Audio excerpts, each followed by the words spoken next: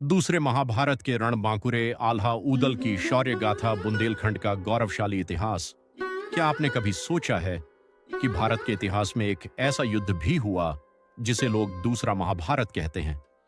एक ऐसा युद्ध जहां तलवारें केवल लोहे की नहीं बल्कि वचन, धर्म और स्वाभिमान की भी थीं। और उस युद्ध के दो ऐसे वीर जिनका नाम सुनते ही आज भी बुंदेलखंड की मिट्टी गर्व से गूंज उठती है, आल्हा और ऊदल। कौन थे ये योद्धा? क्या सचमुच उन्होंने 52 युद्ध लड़े? और क्यों आज भी सावन की वर्षा में उनकी वीर गाथा आल्हा के रूप में गाई जाती है? आइए इतिहास और लोक परंपरा के उस अद्भुत संसार में प्रवेश करते हैं। मुख्य घटना गंभीर 12वीं शताब्दी का भारत। उत्तर भारत अनेक छोटे छोटे राज्यों में विभाजित था। चंदेल राजाओं का गौरवशाली राज्य, जेजा का भुक्ति, जिसे आज हम बुंदेलखंड के नाम से जानते हैं, खजुराहो के भव्य मंदिर, कालिंजर का अजेय दुर्ग और वीरों की जन्मभूमि। यही वह धरती थी जहां जन्म हुआ बनाफर वंश के दो अद्वितीय वीरों, आल्हा और उनके छोटे भाई ऊदल का। इनके पिता थे वीर सेनापति दसराज, जो चंदेल नरेश परमर्दिदेव अर्थात राजा परमाल के विश्वस्त योद्धा थे, लेकिन भाग्य ने बचपन में ही दोनों भाइयों से पिता का साया छीन लिया। करुण शत्रुओं ने छलपूर्वक दसराज का वध कर दिया।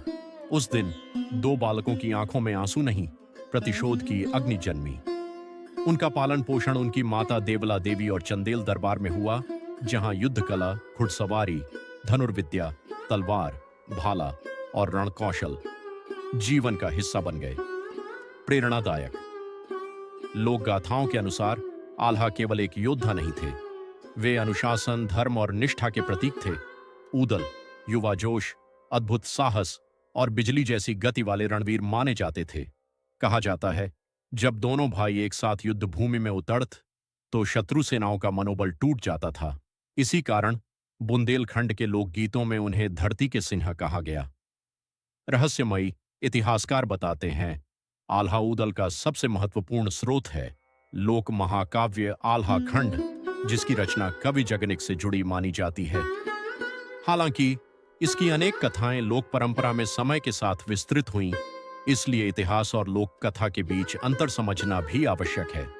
इतिहास हमें चंदेल राज्य, राजा परमाल और उस समय के राजनीतिक संघर्षों की पुष्टि देता है, जबकि लोक गाथाएं इन वीरों के अद्भुत पराक्रम को अमर बनाती हैं। चरमोत्कर्ष तीव्र समय बीत रहा था।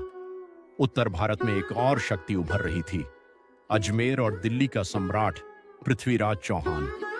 राज्यों के बीच तनाव बढ़ रहा था, सीमाएं बदल रही थीं और इतिहास एक ऐसे महासंग्राम की ओर बढ़ रहा था जिसे लोक कथाओं ने दूसरा महाभारत कहा। एक ओर चंदेल साम्राज्य, दूसरी ओर चौहान शक्ति, और इनके बीच खड़े थे आल्हा और ऊदल। यह केवल भूमि का युद्ध नहीं था, यह सम्मान, स्वामी भक्ति और वीरता की अंतिम परीक्षा बनने वाला था। लेकिन क्या दोनों भाइयों ने वास्तव में पृथ्वीराज चौहान जैसी महान शक्ति का सामना किया? क्या सचमुच उन्होंने 52 युद्ध लड़े? और क्या कारण था कि उनके शौर्य की गूंज 800 वर्षों बाद भी लोकगीतों में जीवित है? इन सभी प्रश्नों का उत्तर अगले भाग में मिलेगा। दार्शनिक निष्कर्ष। शांत इतिहास केवल राजाओं की विजय का लेखा जोखा नहीं होता, वह उन लोगों की स्मृति भी होता है जिन्होंने अपने कर्तव्य के लिए जीवन अर्पित कर दिया। आल्हा और ऊदल चाहे इतिहास के पन्नों में हों या लोक कथाओं की अमर ध्वनि में, वे आज भी यह सिखाते हैं कि सच्चा योद्धा अपने लिए नहीं, अपने धर्म, अपने वचन और अपनी मातृभूमि के लिए लड़ता है। यही है बुंदेलखंड की आत्मा और यही है आल्हा ऊदल की अमर गाथा।